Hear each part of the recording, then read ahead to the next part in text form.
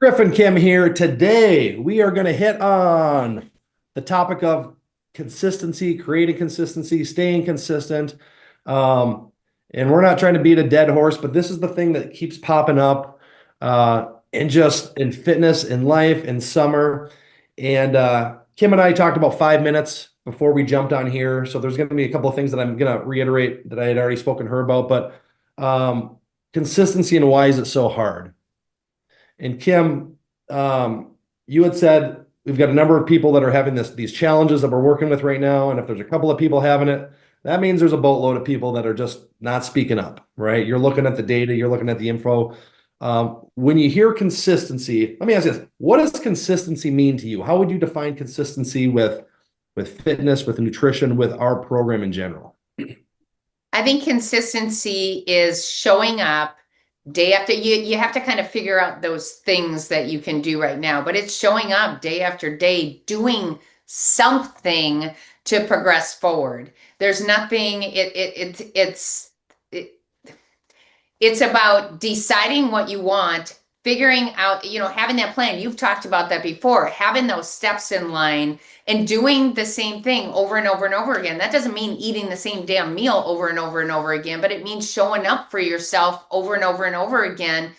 And nothing pushes you off track. It's about being committed to improvement. It's about setting that standard to which you're going to show up for, regardless of what's going on in your life. It doesn't matter if it's a weekend, it doesn't matter what's going on. You can pivot, but you don't shove it out the door. You need to, consistency is showing up, I would say, 80% of the time. And let's not be confused about that whole 80-20 mindset that a lot of people fall into, because you can do a lot of damage in that 20% if you think your 20% is Friday, Saturday, and Sunday. So to me, it's about that commitment of showing up, setting a standard to which you are planning to live by. So you don't just get to a goal, you sustain it. Remember, you're building a lifestyle. You're not making short-term changes. You are making your short-term choices. You are making long-term changes. What do you do with changes? You do it consistently over and over and over again until it becomes second nature.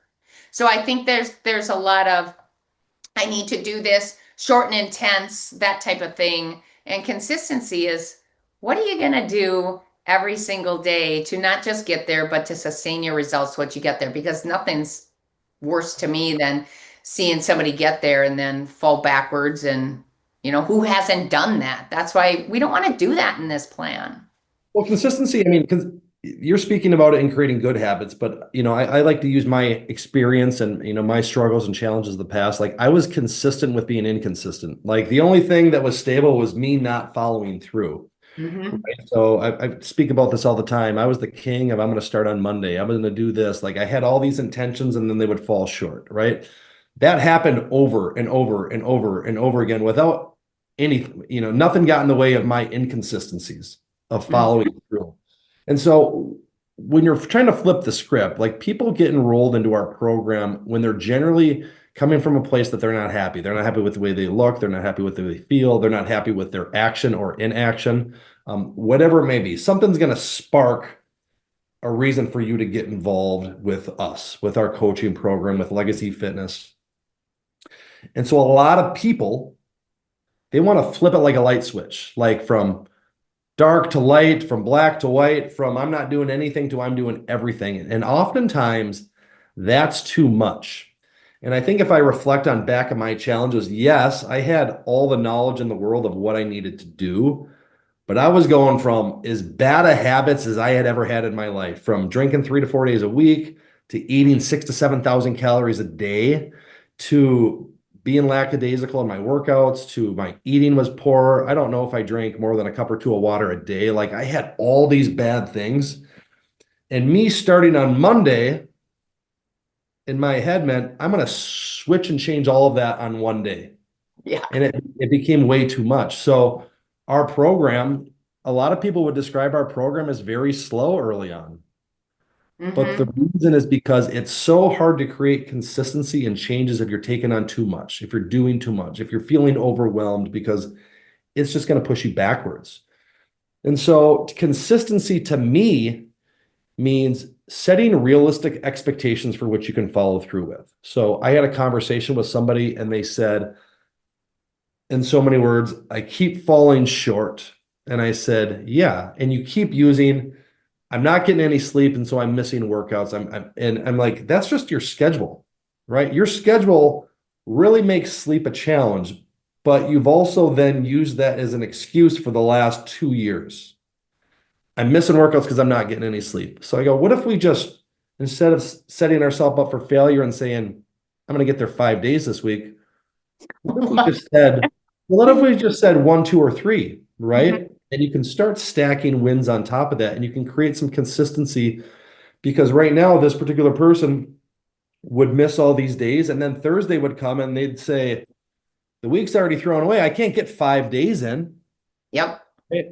And so I'll just start again. And I think if you want to win, I think you've got to start taking this at realistic steps, right? So tracking your food over a weekend, that might be, even if it's not perfect in terms of what you should be doing, if you track it, that's a really good step, right? So setting realistic boundaries and goals, I think is really important for creating consistency, especially when, if you're coming from a place that you haven't done any of this or very little of it over and over and over again, you got to start slow. I think that's absolutely spot on, especially when you're beginning. Yeah. But there are the people that start struggling midway through, right? When they've made these changes. And I think what also happens in our mind is that we kind of have in our head, and it could be tied in with that you start guesstimating a little bit more because you think, oh my gosh, I've been weighing out my food for 2 months, so I'm an absolute pro at this, and I can use my telekinetic, signs to weigh that out in my head. And most of us can. I mean, we've been doing this for forever, and I'm telling you, if I'm in a fat loss phase, I got to weigh my stuff out.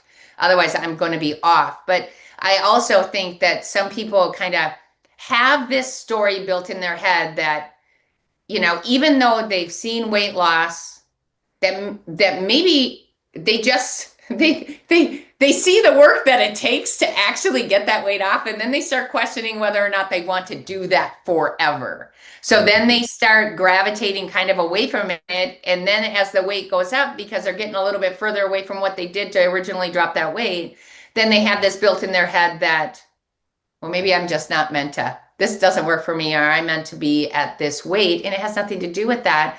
It has to do with the fact that there is going to be a certain amount of work that goes in, and you gotta be ready to make permanent changes. I think setting those standards where you're not going too far and you can say, hey, I can actually accomplish this. But you also have to be saying, it's, and we said this last week, it's not about 7 days. It's not about 14 days. It's, what are you going to do forever? What are you going to do forever as far as just improvement over time? And I think just people get stuck in and data doesn't lie. So I'm always saying, I read data. I don't read brains. I don't read minds. I'm reading the data. So when I'm seeing, tracking X amount of days and then no tracking for 3, or all of a sudden you're tracking, but it almost looks as you're tracking as you go because you're not hitting the calories or macros. There's a big difference between tracking for success and tracking to figure out where you're at. And it's in a fat loss phase where 99% of you are, it really is about, getting better at being consistent with the big boulders. We've talked about that before too. Those big boulders that will move you forward, and that's where momentum So steps in. I mean, you're looking at all this, you're working more hand in hand with our clientele on their nutrition. Mhm. Where are people struggling more so with the consistency of weighing their food, doing their check-ins, getting their workouts in, doing meal prep? Like, where do you see it starting to slip with the majority of these people as kind of a tell sign? Yeah, I think that it's with tracking, and that's why I'm like, hey, let's talk about summer, because these weekends can be a real challenge for people, and it's the consistency on the weekends. And you have to have a standard because you're going to fall to the level of your standard. So if every single weekend, this is where I see people sliding because and it may be in the beginning, oh, you know what? I didn't have to track that one day and I still lost weight or I still move forward. And then that can be an addictive feeling as well. Oh, well, hey, I just proved it to myself that I don't have to track every day and I can keep moving forward. But it's definitely in nutrition because nutrition is going to give you 90% of your results. So if you're not moving forward at all or at the rate in which you want to be, you've got to look at the consistency of your nutrition. And to me, that means pre-tracking. That means that blueprint to help you move forward. And if you don't know how to do it, reach out. But it's that consistency to say, hey, this is worth 10 minutes of my time to figure it out, because it's easier to switch your plan than it is to fly around by the seat of your pants all weekend, hoping and wishing that you're going to come forward on Monday and you're going to step on the scale and everything's going to move in your direction, which it may every once in a while. But the moment you step on that scale and you like, I did all the work Monday, Tuesday, Wednesday, Thursday, that ain't enough to get you through 4 other days of not tracking, weighing, and measuring, because we can hope and wish and do all this other stuff, but the data is what is really going to move you forward. And it's the boring stuff. It is. And it doesn't matter. We can all be busy. We all have busy lives. We're all doing things, especially in the summer. But I think it's about leveling up that standard, especially if you're frustrated. If you're fantastic about maintaining during the summer, because that can be a huge win for a lot of people. If you're in that moment where you're like, I've got so much going on, if I can maintain, I'm feeling fabulous. Awesome. I love that. I will support that all the way to the end. But if you are frustrated that you are not moving, let's work on the consistency of your nutrition. I mean, I see it just in kind of the way that you post on social media. I know you very well, right? Like, you're somebody that has a lot of discipline. Like, you have a very high standard. Now, I'm not sure if that's the way that you've always lived life, or if things have gotten to the next level as you've gotten into the coaching realm. But what are some things that you've done personally to help you create a higher level of consistency, to help you set yourself to a higher standard? Is it looking at someone else as motivation, looking yourself down deep in a mirror? Is it writing down goals and objectives? Like, what has helped you personally live a lifestyle that a lot of us, quite frankly, admire from afar? And some people that have even said, I know you've heard it, I could never do that. Mm-hmm. Yeah. For me, I think it's that when I was young, and I think I've said this before, when I was younger, it was all about aesthetics and looking a certain way. The older I get, just turning 60, man, for me, the fear of being stuck in a chair and not living my life, that's the only why I need. And I'm going to do whatever I can. The consistency comes in with, there's not a Sunday that goes by that we do not meal prep. It is written in stone, because if we don't do it, guess what? Mark doesn't eat all week. So it's like setting those standards to say, these are this, and am I setting 15 things that I need to get done? No. I'm meal prepping on Sundays. I'm meal prepping on Wednesdays. There are 2 things that, and I make my bed every freaking day. It's just, that's from childhood on up. But I'm setting those things and I'm saying, hey, I'm getting to the gym a minimum of 3 times a week. Even if the only thing that I can do is get there and get my PT in, I'm showing up for myself, and it makes me feel good to do that. And I think just being so consistent for so long, and I think, coaching and all that kind of stuff. I mean, I'm not going to ask people to do what I won't do. Do I track the way I used to? If I'm in a fat loss phase, yes. Am I in a maintenance phase? Not all the time. Okay. And that's what I tell my clients too. What phase are you in? Because getting there is harder than staying there. But if I am in a fat loss phase and I'm trying to guesstimate, it never freaking works. So do I want to get there faster? Or do I want to drag my feet and make this fat loss phase take 3 months longer? No, I don't. So I guess I'm just disciplined enough that way, and that may come with age, because guess what? I don't have kids at ballparks. I'm not going out to the bars and stuff. My lifestyle has shifted as I've gotten older. And it's easier because I don't have kids' food in my house. Mark's the biggest kid that we have in the house. So it's easy for me to say, I'm not, it's not, I don't have to buy it. So I think there is a level of that as well, but there are still things that you can hold yourself to a higher standard for, especially if you're frustrated. What are you willing to change? Because if you're not willing to change anything, then at least don't be frustrated about it. All those are amazing points. This is what I will say, and this is me, and I know this is a lot of people. When we fall short of the expectations that we have of ourselves, or maybe a client telling you, hey, all right, I'm going to get my check-in sheet this week, I'm going to track everything, and then a couple of days pass and that's not the case, right?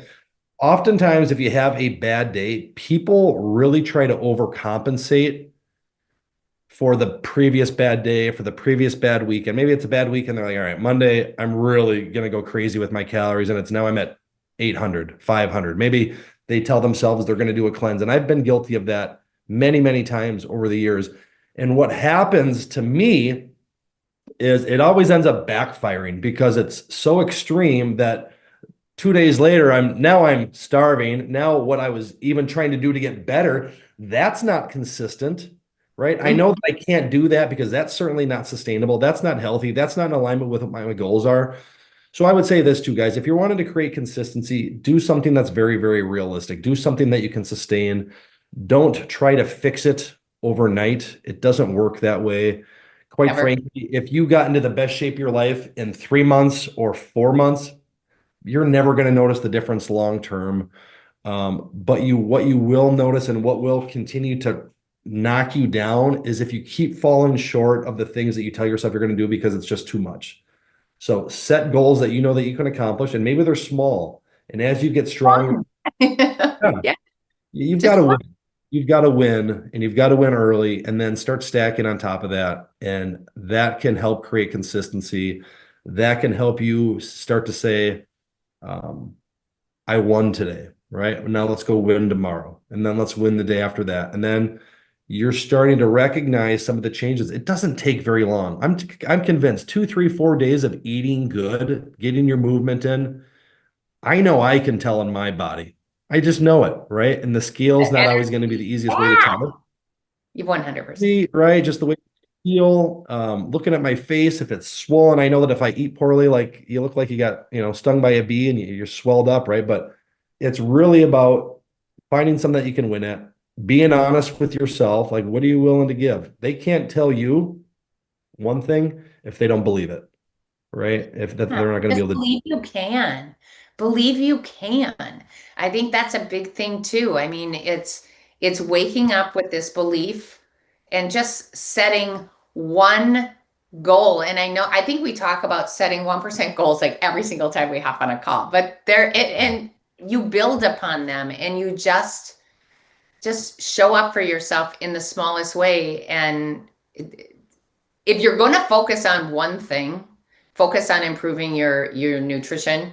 And I think what you were saying about bottoming out your calories here because you did something over here, we want you to have a great relationship with food. And if you go over, just get back on the next day. Don't punish yourself the next day. You don't have to punish yourself. The best thing you can do is say, look back, 2020 goggles on, and say, how could I have done that differently? And then just start it over the next day. Don't bottom out your calories and say, oh my God, I got to go run a marathon, or I got to, do this, or I can only eat yogurt all day. Don't do that. You're going to end up really crabby. And then next thing you know, you're over consuming calories again, feeling miserable. And feeling like, oh my God, I can't even do this because, and it just leaves you in a really bad mental state. And now we got you. We got you. Yep. Thanks, Coach Kim. You are consistently always throwing some good info at us. So always appreciate that, guys. If you have any questions, let us know. We're here to help. Set yourself to a high standard, create consistency in things that you know that you can do. and you're going to end up in a much, much better place. So thank you so much for listening, everybody. Have a wonderful, wonderful day. Yeah.